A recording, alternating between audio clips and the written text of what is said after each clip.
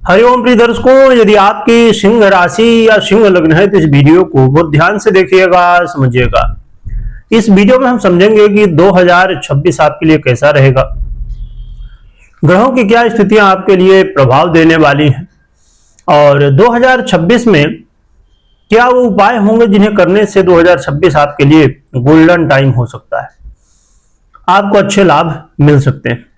प्रिय दर्शकों, सभी कुछ जानेंगे समझेंगे, वीडियो को पूरा देखिएगा।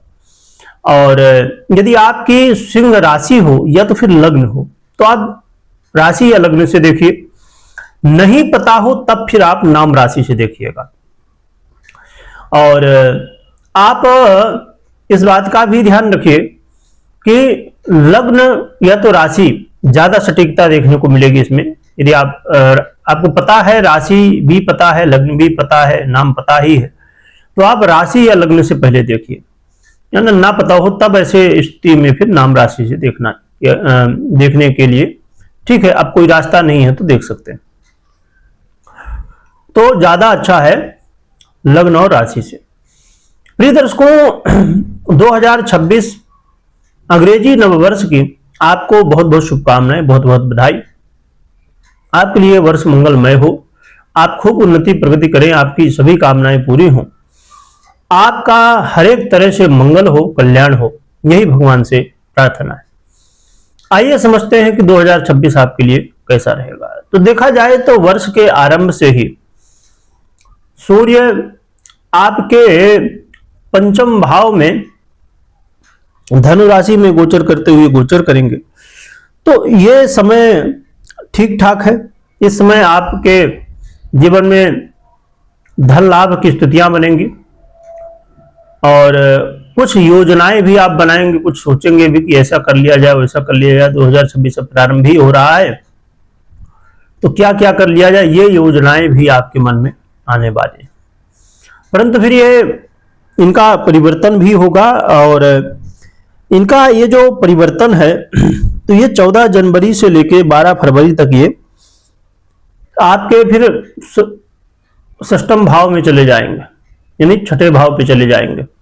इस समय थोड़ी सी स्थितियां अनुकूल नहीं रहेंगी, अधिक खर्च की स्थितियां, व्यय की स्थितियां और कोर्ट कचहरी के मामलों को लेकर चिंताएं थोड़ी बढ़ जाएंगी, शत्रु बाधाएं, क्योंकि आत्मविश्वास आपका मजबूत रहेगा, जिससे आपको यहां पर यह देखने को मिलेगा कि परिस्थितियां भले प्रतिकूल हैं, परंतु किसी तरह इनसे कैसे बाहर निकला जाए ये भी आप समझ पाएंगे और कर पाएंगे।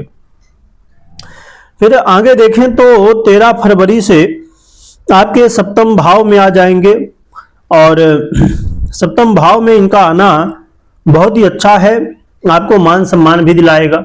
व्यापारी हैं तो आपको धन लाभ भी कराएगा, तो ये समय काफी अच्छा रहने वाला है।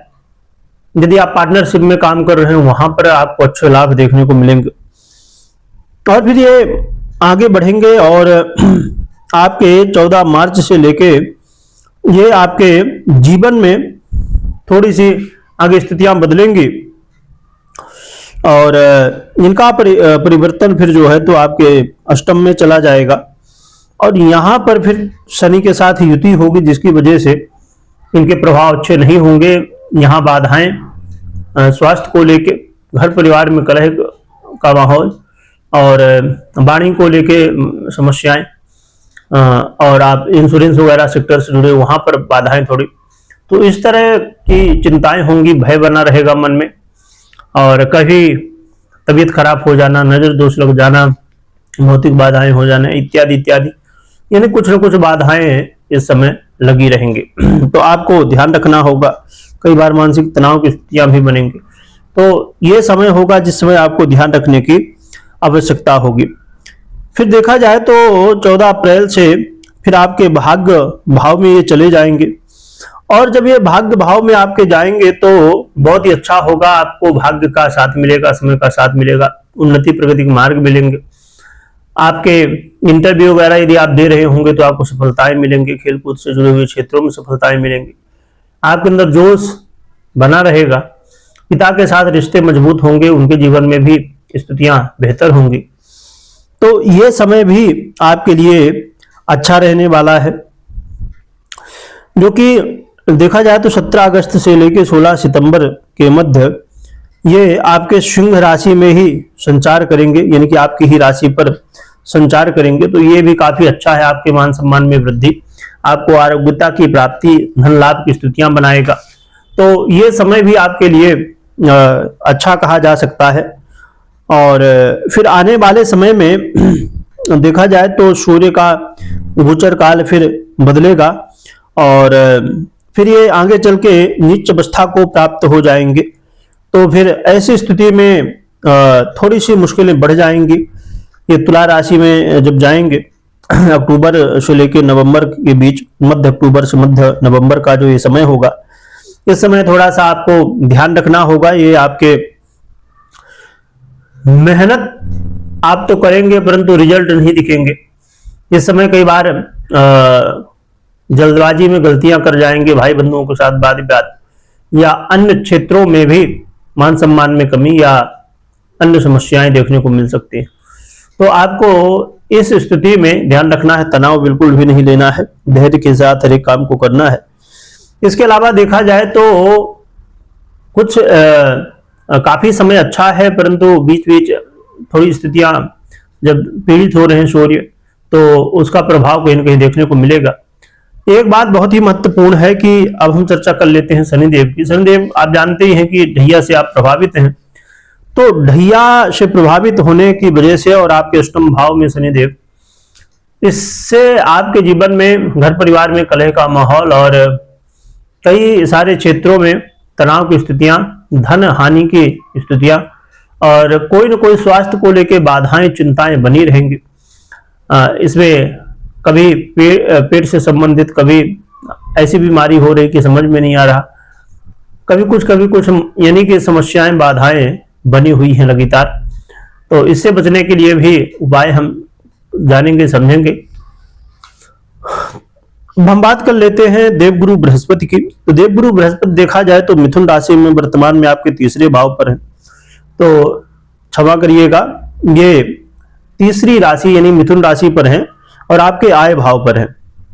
तो यहां पर आय भाव में इनका गोचर काल बहुत ही बढ़िया है और आपके जीवन में देवगुरु बृहस्पति का ये जो गोचर काल है आपको धन लाभ कराएगा, कई सारे ऐसे इच्छाएं हैं जिन्हें पूर्ति कराएगा। विद्यार्थियों के लिए बहुत अच्छा है, लव पार्टनर के लिए भी अच्छा है और जो लोग इन्वेस्टमेंट से संबंध रखते हैं ऐसे लोगों को धन लाभ होने की संभावनाएं हो सकती हैं। और फिर आगे चल के 1 जून से ये कर्क राशि में चले जाएंगे। तो कर्क राशि में गोचर करना थोड़ा सा कई बार व्यय को बढ़ा देगा और थोड़ी सी मानसिक स्थिति जो है तो व्यस्त हो जाएगी, तनाव कई बार देखने को मिलेगा। कोर्ट कचहरी के मामलों में उतना अच्छा प्रभाव नहीं है, परंतु देवगुरु बृहस्पति के गोचर काल आपके प्रॉपर्टी वगैरह से कुछ अच्छे फल दे सकता है। आपके जो विरोधी हैं उनके लिए थोड़ी मुश्किलें पैदा हो सकती हैं और आपको देखा जाए तो जो परास्त करने की कोशिश करेंगे अंत में वो भी परास्त होंगे। पहले आपको धैर्य रखना होगा, सावधानी रखनी होगी। तो ये कुछ स्थिति है। राहु केतु की बात करें तो ये पूरा वर्ष लगभग 5 दिसंबर तक जो है तो ये अपनी स्थिति में बने हुए हैं। राहु जो है तो शनिदेव की ही राशि कुंभ पर और केतु सिंह पर, और फिर 5 दिसंबर को इनका परिवर्तन होगा जो कि आने वाले समय में हम समझेंगे। देखा जाए तो ये जो वर्ष है कुछ ऐसा रहने वाला है। क्या उपाय करना चाहिए ये हम समझ लेते हैं। जिन उपायों को करने से आपके जीवन में यदि किसी तरह की समस्याएं, बाधाएं देखने को मिलती हैं तो उससे कैसे मुक्ति मिल सकती है ये हम समझ लेते हैं। तो हनुमान जी की आराधना करना बहुत ही श्रेष्ठ है आपके लिए। शनि के मंत्रों का जप करना, ओम शम शनैश्चराय नमः, या शनि के अन्य मंत्रों का जप करना, और आप नित्य प्रति प्रातः काल उठ के स्नान आदि से निवृत्त होकर भगवान भूर्ण भास्कर की आराधना करिए, अर्घ्य दीजिए और बड़ों का आशीर्वाद लीजिए। माता पिता हों, जो भी आपसे बड़े हों, उनका आशीर्वाद लीजिए, ये काफी अच्छा होगा। कोई भी काम करिए धैर्य के साथ, बहुत अच्छे से जान समझ के फिर ही करिए। स्वास्थ्य को विशेष रूप से ध्यान दीजिए, योग प्राणायाम करते रहिए। तो इन उपायों को आप कर सकते हैं और इससे आपको सहयोग मिलेगा। देखा जाए तो हमेशा इस बात का ध्यान रखें कि कभी भी कोई भी निर्णय आपको लेना हो तो आप अपनी पर्सनल कुंडली विश्लेषण के बाद ही लीजिए, क्योंकि यदि आप मात्र गोचर के आधार पर लेंगे तो कई बार रिजल्ट देखने को मिलते हैं, कई बार नहीं देखने को मिलते हैं। उसके पीछे कारण यही हुआ करता है कि पर्सनल कुंडली और गोचर कुंडली दोनों में डिफरेंस होता है, अलग अलग स्थितियां चेंज होती रहती है तो उनके प्रभाव भी चेंज होते हैं। इसलिए पर्सनल कुंडली विश्लेषण के बाद ही निर्णय लीजिए। भगवान बजरंगबली का खूब स्मरण करिए और कमेंट में जयकारा लगाइएगा। और 2026 का क्या गोल है आपका, ये भी कमेंट करिए, जिससे और भी लोगों को मोटिवेशन मिल सके। वीडियो देखने के लिए 2026 का जब राशि फल आएगा उसमें हम एक महत्वपूर्ण चर्चा भी करेंगे। महत्वपूर्ण चर्चा, इसे बहुत डिटेल में यहां पर नहीं पर सूक्ष्म रूप से हम समझते हैं। देवगुरु बृहस्पति को, देवगुरु बृहस्पति 2025 से लेकर 2032 तक अतिचारी अवस्था में है और यह अतिचारी अवस्था बिल्कुल भी ठीक नहीं है, क्योंकि प्रथम विश्व युद्ध हो, दूसरा विश्व युद्ध हो या फिर कोरोना काल हो या और भी ऐसी कई महत्वपूर्ण घटनाएं घटी दुनिया में जो कि आज भी लोगों को याद है। आज भी लोगों के लिए वो समस्या जब याद करते हैं तो दिखती है। तो ये जो इनका गोचर काल है तिजारी अवस्था, वो बिल्कुल भी ठीक नहीं। 2025 को आपने देखा तो आपको हर एक स्थिति परिस्थिति से कैसे लड़ा जाए उसके लिए तैयार रहना चाहिए, जो फाइनेंशियली हो या अन्य किसी तरह से हो। तो देवगुरु बृहस्पति का गोचर काल बहुत महत्वपूर्ण होगा और इससे हमें डरना नहीं है, क्योंकि कभी भी डर से कोई बदलाव नहीं, कर्म से बदलाव आता है जीवन में। तो कर्म करिएगा और विचार करिएगा कि देवगुरु बृहस्पति की स्थिति है, यदि किसी तरह की क्या आगे चल के जीवन में बदलाव आएंगे तो उसके लिए हमें कैसे उसका सामना करना होगा, इसके लिए हमें तैयारी कर लेनी चाहिए। और वैश्विक रूप से देखा जाए तो ये आने वाले 8 वर्ष 2025 से लेकर 32 का समय अच्छा नहीं है। इसके लिए हमें बहुत ध्यान से रहने की, समझने की आवश्यकता होगी। वीडियो देखने के लिए बहुत बहुत धन्यवाद।